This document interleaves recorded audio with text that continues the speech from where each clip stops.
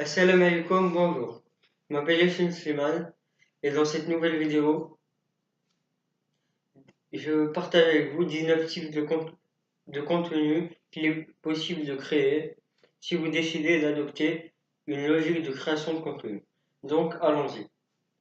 Donc, tout d'abord, le premier type de contenu qu'il est possible de créer sont les quiz et les QCM. Par exemple, pour se constituer un réseau, que ce soit dans un but ou à une fin commerciale ou non commerciale, par l'intermédiaire notamment d'un quiz et d'un QCM, il y aura une possible transformation en formulaire de récupération d'informations. Donc le deuxième type de contenu qui est possible de créer est une revue de présentation. On peut créer un contenu centré autour d'un produit ou d'une personne, pas forcément ou non, pas forcément accessible. Donc une personne, par exemple, morte, étrangère ou bénéficiant d'un haut niveau de popularité. Donc, troisième type de contenu qu'il est possible de créer, c'est le contenu de retour d'expérience, utilisant le storytelling et notamment, par exemple, les interviews. Il s'agit de créer un contenu, de raconter une ou plusieurs histoires ou anecdotes, vécues ou inventées. Donc, quatrième type de contenu qu'il est possible de créer, c'est le contenu dit de définition.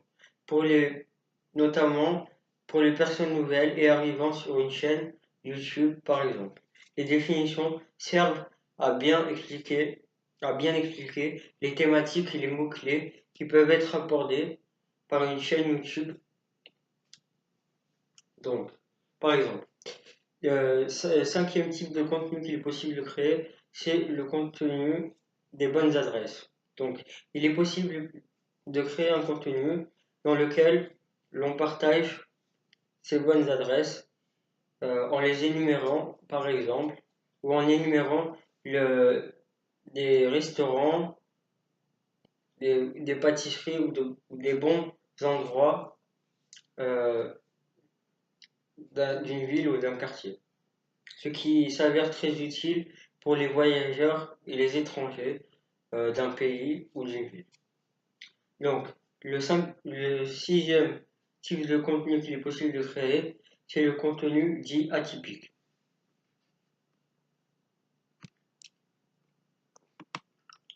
Donc, les personnes sont souvent sur YouTube ou sur d'autres plateformes, sont souvent à la recherche de contenu neuf. C'est pour cela qu'il ne faut pas créer du contenu euh, de manière, ou plutôt du contenu réverbatif. Donc, le septième type de contenu que je partage avec vous est ce qui s'appelle une mind map. Donc, il s'agit ici de créer un tableau, de noter sur un tableau plutôt, excusez-moi, euh, un mot-clé et de le relier à d'autres qui peuvent, qui peuvent nous traverser l'esprit sur le moment. Ce qui permet de renouveler et de trouver de nouvelles idées. Donc, la huitième ou le huitième type de contenu que je partage est les graphiques. Donc, partager un graphique et le commenter en vidéo dans le but d'expliquer ou d'exposer un phénomène ou une loi. C'est un bon moyen d'illustrer un sujet et des propos divers. Un graphique, car un graphique parle généralement plus aux individus qu'une phrase ou un texte. Donc la neuvième forme, le neuvième type de contenu est le créer un contenu sous forme de guide pour débutants ou de tutoriels, notamment vidéo. Donc ce type de contenu permet d'apporter des bonnes pratiques et neuves à quelque chose qui existe déjà. Que ce soit créer une chaîne YouTube et en, euh, pour mettre en place des hacks ou augmenter le référencement d'une chaîne. YouTube par exemple. Expliquer ou donner des instructions en cuisine ou transmettre des renseignements de façon à pouvoir progresser par exemple dans un jeu vidéo. Donc le 10e type de contenu qu'il est possible de créer est le contenu d'analyse. Donc analyse ce contenu permet d'analyser un phénomène existant ou un domaine suscitant l'intérêt d'autrui. Donc, le type de contenu suivant qu'il est possible de créer est ce qui s'appelle une démonstration. Faire une démonstration, par exemple, d'un calcul ou d'une résolution de problème, mathématique ou autre, ou économique, est une forme viable de contenu. Donc, le type de contenu suivant est le contenu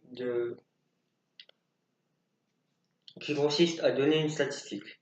Donc, donner des statistiques autour d'une étude portant sur un domaine particulier peut constituer un sujet de contenu vidéo, audio ou écrit intéressant. Donc, le type de contenu suivant est le contenu basé sur les tendances. Donc, il est possible de créer un contenu basé ou prenant appui sur une tendance. Donc, ces dernières semaines, par exemple, à Paris, il y a eu une tendance captivant notamment l'attention et l'intérêt public, celle des individus se prénommant les gilets jaunes. Par exemple, il est possible de créer du contenu autour de ce sujet ou d'un autre sujet qui est non, ce qui est néanmoins que très temporaire parce que c'est du contenu temporel. Donc, c'est-à-dire qu'il n'a qu'une durée de vie très limitée, car ce type de contenu se base sur l'actualité et le moment présent. Donc, certains sujets tendances ont permis, par exemple, à certains individus de faire ou de constituer ce qui s'appelle un buzz. Comme par exemple, il y a quelques années, la chanson du Gangnam Style qui est sortie il y a quelques années. Donc, le type de contenu suivant qu'il est possible de créer est le contenu où l'on partage son avis. Donc, ce type de contenu consiste à partager son opinion concernant par exemple un produit, un livre ou un service et de créer du contenu autour de ce thème. Donc, le type de contenu suivant est le contenu centré autour de sujets de fiction. Ce type de contenu est centré autour de sujets purement imaginaires, comme par exemple les mangas ou des séries animées et dérivant de l'imagination d'autres individus. Donc, il est possible de créer un sujet de fiction. Donc, le type de contenu qu'il est possible, une autre forme de type de contenu qu'il est possible de créer est le contenu centré autour de débats. Ce type de contenu nécessite l'existence d'au moins deux interlocuteurs qui donnent leurs avis souvent opposés et contradictoires concernant un sujet, ce qui mène au débat. Donc, le type de contenu suivant qu'il est possible de créer est ce qu'ils appellent des concours. Donc, les concours existent pour ceux qui créent du contenu, notamment pour qu'ils puissent entrer en interaction avec leur audience dans un but bien souvent commercial. Ceux qui les suivent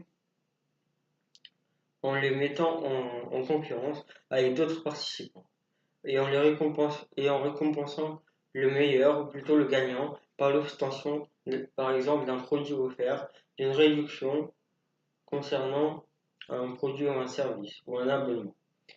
Tout simple ou en permettant tout simplement l'accès à une exclusivité de la part de celui qui crée le concours en question. Donc, le type de contenu suivant est le contenu qui se prénomme en anglais checklist. Donc, ce type de contenu est une liste d'éléments concernant un domaine particulier. Il est possible de créer cette liste et de la partager. Donc, le type de contenu suivant consiste à donner une interview. Donc, il suffit pour créer ce type de contenu, de contacter une personne de sa propre thématique et de lui demander des conseils. Et une entrevue durant entre 30 et 40 minutes. Donc, le type de contenu suivant qu'il est possible de créer consiste à créer une galerie d'images. Donc, prendre des images, par exemple, de type avant-après, afin de montrer les effets d'un produit, notamment par exemple de maquillage ou d'un programme sportif ou d'un régime durant une période déterminée. L'objectif est d'utiliser le contraste entre les deux situations, la situation d'avant et la situation d'après, et de montrer qu'un produit, quel qu'il soit, a servi et a permis de transformer la personne en question durant son parcours. Donc, il reste encore deux types de contenus pouvant être créés. Donc, l'avant-dernier, c'est le contenu consistant à résumer un livre. Il s'agit d'un contenu faisant le résumé d'un livre ou d'un ouvrage en une ou plusieurs vidéos, afin d'en faire ressortir les caractéristiques majeures ou les concepts et principes clés. Donc le dernier type de contenu pouvant être créé, c'est le type de contenu de classement ou de top. Par exemple, top 5, top 50, top 10. Il s'agit de créer un contenu autour d'un classement et d'un top allant du plus intéressant phénomène au moins intéressant, donc ou moins persistant.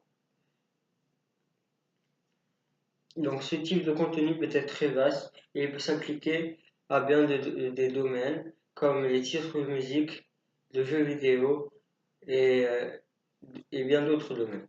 Donc ce classement est généralement subjectif. Il est possible d'obtenir des résultats étonnants selon chaque type de contenu.